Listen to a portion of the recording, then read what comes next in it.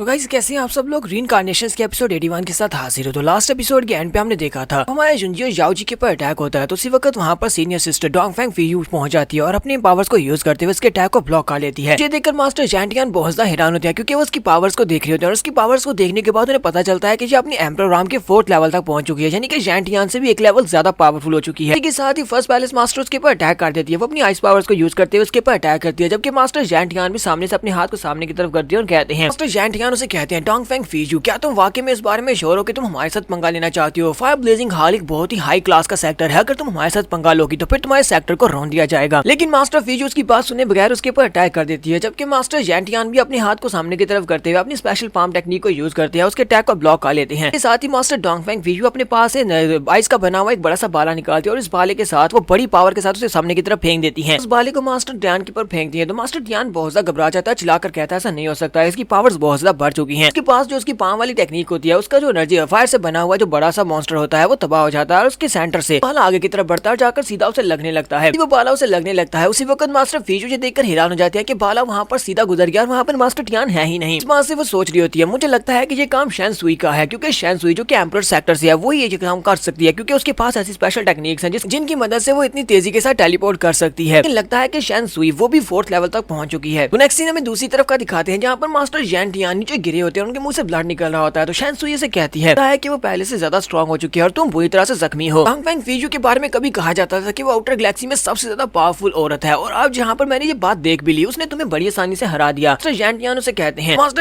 से कहते हैं अगर तुमने वहाँ पर मेरी मदद नहीं की होती तो मैं वहाँ पर मर चुका होता, क्योंकि उसका जो बाला था मैं उससे रोक नहीं सकता था, वो मेरे बॉडी के आर पार हो चुका होता। तो शैन सुई से कहती है तो हाँ लीडर टियान, अब मुझे ये बताओ कि आगे का प्लान क्या है, आगे तुम क्या करने वाली हो, क्योंकि अब तुम्हारे पास कोई प्लान होना चाहिए। मास्टर जैंटियानो से कहते हैं तुम तो मेरे बेटे ज़ैंग जीजन को जानती हो, जो एम्परर्स डिसेंडेंट कंपटीशन आने वाला है, उस एम्परर्स डिसेंडेंट कंपटीशन में मैं अपने बेटे को एक डिसेंडेंट बनाने वाला हूँ। अगर वो एक एम्परर्स डिसेंडेंट बन जाता है तो उसके बाद हायर सेक्टर जो कि इनर गैलेक्सी से होगा, या फिर हो सकता है कोर गैलेक्सी में कोई ऐसा सेक्टर हो जो कि हमें बैक सपोर्ट दे, और उसके बाद मुझे ड्रेसेस बनाने की जरूरत नहीं है। डोंगफेंग फीयू इनविंसिबल ही क्यों ना हो जाए, वो आउटर गैलेक्सी में ही पावरफुल हो सकती है, लेकिन इनर गैलेक्सी में इस जैसे बहुत सारे मास्टर्स हैं, गैलेक्सी में वो कुछ भी नहीं है। तो शैन सुई से कहती है जैसा तुमने कहा तो मुझे लगता है कि हमें बिल्कुल वैसा ही करना चाहिए, हमें तुम्हारे बेटे ज़ैन जिंगशान को अगला एम्परर डिसेंडेंट बनाना चाहिए, इस बैटल में उसे जिताना चाहिए, जैसा कि हमारा आपस में एग्रीमेंट हुआ था। अगर तुम्हारा बेटा एम्परर डिसेंडेंट बन जाता है तो तुम्हें अपनी डील को पूरा करना होगा। इस बैटल के बाद टूर्नामेंट स्टार्ट होने वाला है और उस टूर्नामेंट में मैं चाहती हूँ कि मेरी बेटी को टूर्नामेंट का विनर बनाया जाए। तो वो उसे कहता है तुम्हें परेशान होने की जरूरत नहीं है, क्योंकि तुमने यहाँ पर हमारी मदद किया तो फिर हम तुम्हारी डील को जरूर पूरा करेंगे। यहाँ पर मेरी जान बचाई, अब तो तुम्हारा मेरे पर एक और बड़ा एहसान है। पता है कि इस बार का जो टेस्ट है कहाँ पर होने वाला है, वो अंडरसी बीस्ट फॉरेस्ट में होने वाला है। उस अंडरसी बीस्ट फॉरेस्ट के अंदर जो मॉन्स्टर रहता है उसने मेरे बेटे ज़ैंग जीशान को पहले से ही अपना मास्टर मान लिया हुआ है, तो ये तो सिर्फ और सिर्फ एक फॉर्मेलिटी है। मेरा बेटा वहाँ पर जाएगा और बड़ी आसानी से सारे पॉइंट्स जीत लेगा और पहले नंबर पर आ जाएगा। ऐसे मेरा बेटा वहाँ पर इस बैटल को जीत लेता है और एम्परर डिसेंडेंट बन जाता है तो मैं अपने वादे को जरूर पूरा करूंगा, तुम्हारी इस काइंडनेस को भूला नहीं जाएगा। नेक्स्ट सीन हमें दोबारा से मून लेडी पैलेस का दिखाया जाता है, जहाँ पर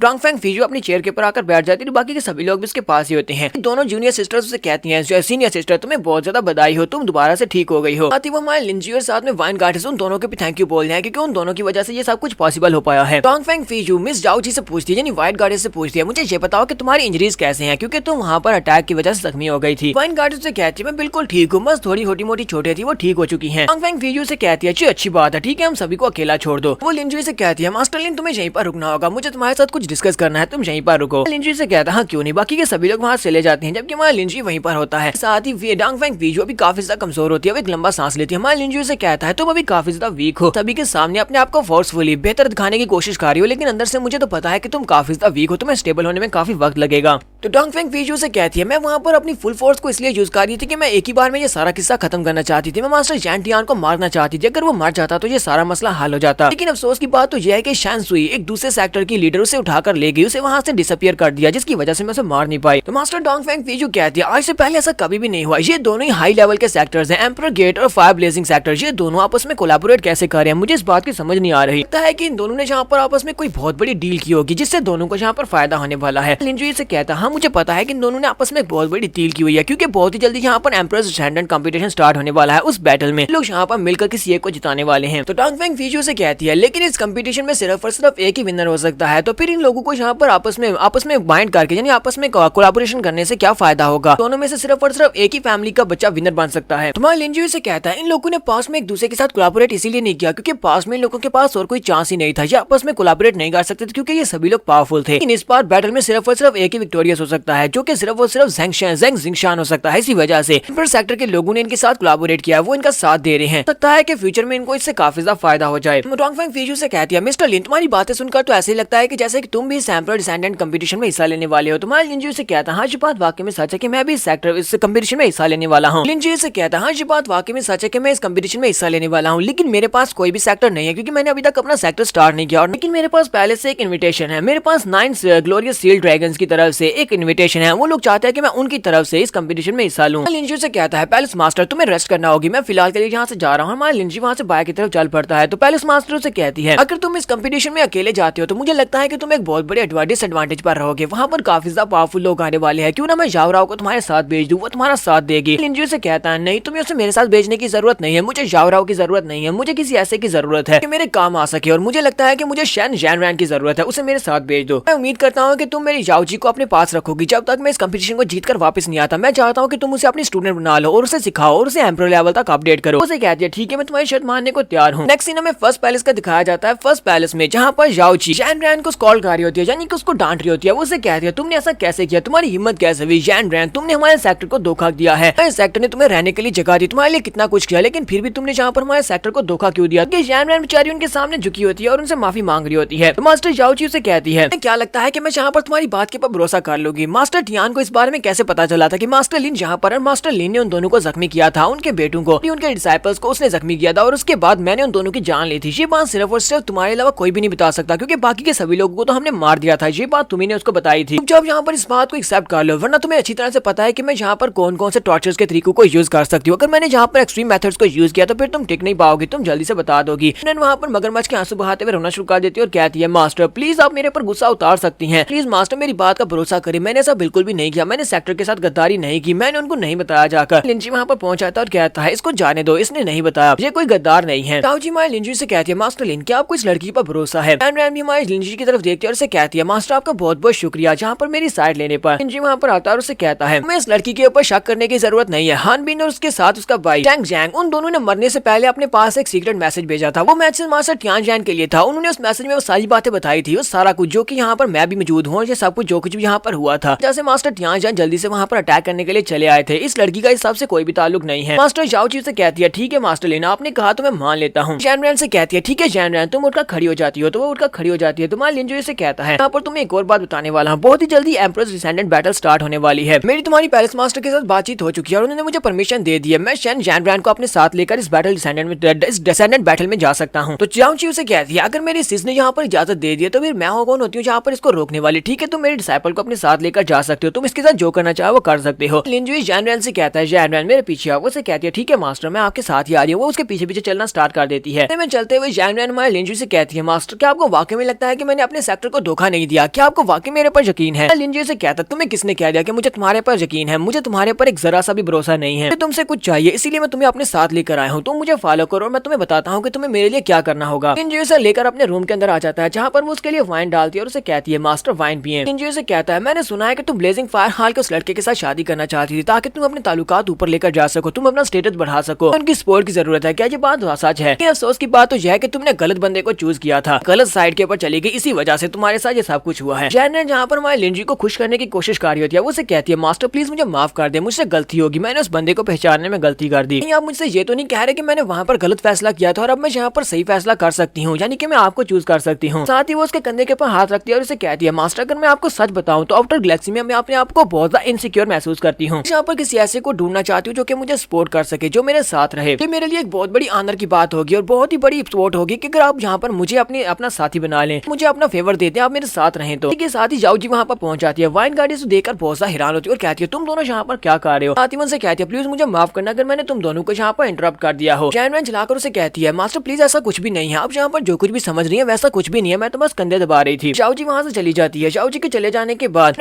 लिंजी से कहती है, मास्टर प्लीज उनको बताए ना, वो यहाँ पर बहुत ज्यादा गुस्सा हो गई है, आप उनको बताएं कि यहाँ पर ऐसा कुछ भी नहीं हुआ जैसा वो समझ रही है। लिंजी से कहता है, तुम्हें क्या लगता है कि मैं उसके सामने क्या एक्सप्लेन करूँ, तुम यहाँ पर मुझे सेड्यूस करने की कोशिश तो कर रही थी, यहाँ पर ये सब कुछ जानबूझकर कर रही थी, तो फिर उसको बताने की क्या जरूरत है। के साथ ही वो घुटने टेक कर उसके सामने बैठ जाती है और कहती है, मास्टर प्लीज मुझे माफ कर दे, मैं दोबारा ऐसा कभी नहीं करूंगी। लिंजी से कहता है, तुम्हें परेशान होने की जरूरत नहीं है, मैंने यहाँ पर तुम्हें जिस मकसद के लिए चूज किया है वो यही है, मेरे लिए यही काम करना है, इसलिए है अब जल्दी से उठकर खड़ी हो जाए, मैं तुम्हें बताता हूँ कि तुम्हें क्या करना है। अब हम लोग अपनी एपिसोड 81 का एंड करेंगे। एपिसोड की एक्सप्लेनेशन अच्छी लगी हो तो कमेंट करके जरूर बताइएगा। चैनल को सब्सक्राइब कर दे, वीडियो को लाइक और शेयर कर दे। शुक्रिया।